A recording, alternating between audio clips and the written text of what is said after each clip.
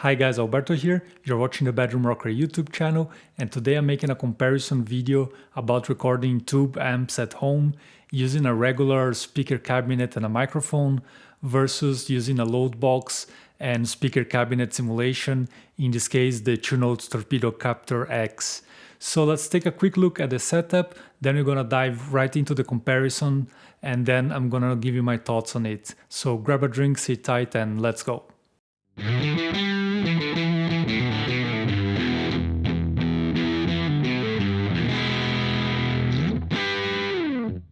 This video was not sponsored, but you know it's lending me the Captor X and the speaker cabinet simulation that made this video possible, so a massive thank you, and I'm gonna link them in the description box down below. The guitars today are the Fender Baja Telecaster and the PRS SC Custom 24. I'm plugging them into the pedal board and then into the front end of the Victory V40 amp. Then from the speaker output of the V40, I'm gonna plug the Captor X, and from there I get two different signals. One signal goes into the speaker cabinet without any attenuation at all, and then I'm gonna place a microphone, a regular dynamic microphone, in front of the speaker cabinet and send the signal to my audio interface for recording. The second signal is gonna come directly from the Captor X, from the XLR out. This goes straight into my audio interface, and then I'm gonna use the Two Notes Wall of Sound plugin to load the cabinet simulation. The speaker cabinet I'm using is a Harley Benton G112 Vintage, but I actually replaced the original Celestion Vintage 30 speaker by a Celestion G12H75 Creamback, which I tend to favor. And the microphone that I'm using is a T-Bone MB75 Beta. It's based on a Shure Beta 57, so it's not entirely different from a Shure SM57 mic, but it has a slightly improved treble response. So these are both quite affordable options that you will find in many bedroom studios out there. For the speaker cabinet simulation, I'm also going to use a 1x12 open back cabinet loaded with the very same Celestion speaker, so we have a similar base of comparison. First, to make the comparison fair, I'm also going to use a single microphone, which will be the Dynamic 57. And then I'm going to make sort of an optimized blend of mics using very expensive ribbon and condenser microphones that a regular bedroom rocker like me would never be able to afford.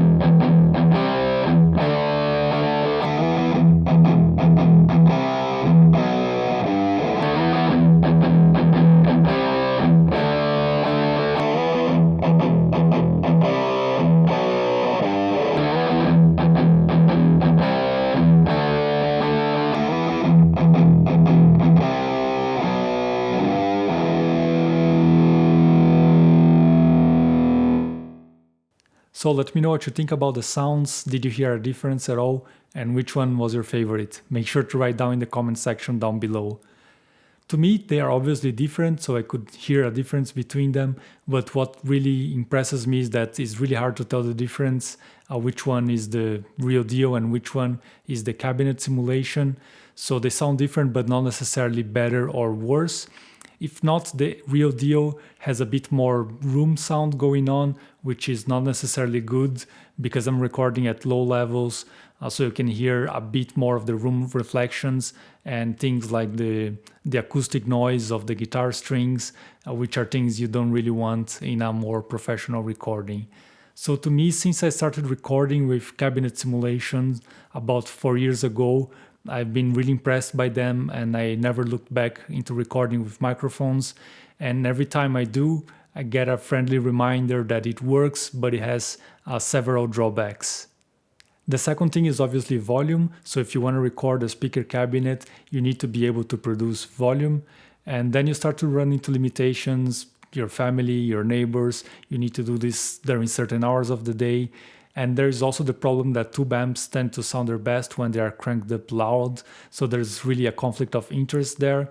And actually the V40 is a great amp for bedroom, so the master volume on it works really well. But for my other amps, so the Marshall Studio Vintage and the Vox AC15, I really hear a big difference when they are cranked up loud, when the master volume is fully open. And I wouldn't be able to do that without some sort of load box or attenuator. In my own experience, it's also quite hard to properly mic a speaker cabinet. First, I don't have a lot of experience or training on that. Second, I found it quite challenging with dynamic microphones, especially the 57 and the Sword. They can be quite directional. So if you change the position of the mic only slightly by a couple of centimeters, the sound can change quite drastically. So this makes it quite challenging. And then, of course, in this kind of environment, I'm trying to listen to the mic speaker sound in the headphones or in my monitors, but I'm also in the same room as the speaker, so I'm listening to the speaker sound. So I'm usually trying to record something and then play back so that I can hear them separately, but this just makes the process a lot more difficult than it is with the cabinet simulation. Another big point in favor of cabinet simulations is the variety of sounds that you can get. So if you're a bedroom rocker like me, you probably have one, maybe two speaker cabinets at home, most likely only 1x12s, and a limited choice of microphones to pair with them. On the other hand, if you're using speaker cabinet simulation, you have a wide variety of choices. So from 1x12s, 2x12s, 4x12s, a wide range of speakers from different brands, and also a wide choice of microphones. And if you were to buy all this gear, it would of course cost a lot of money and take a lot of space.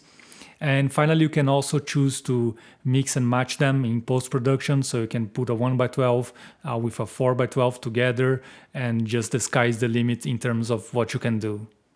Now the things in favor of the speaker cabinet. First one is familiarity. So I guess most guitar players are familiar with the sound of a speaker cabinet in a room.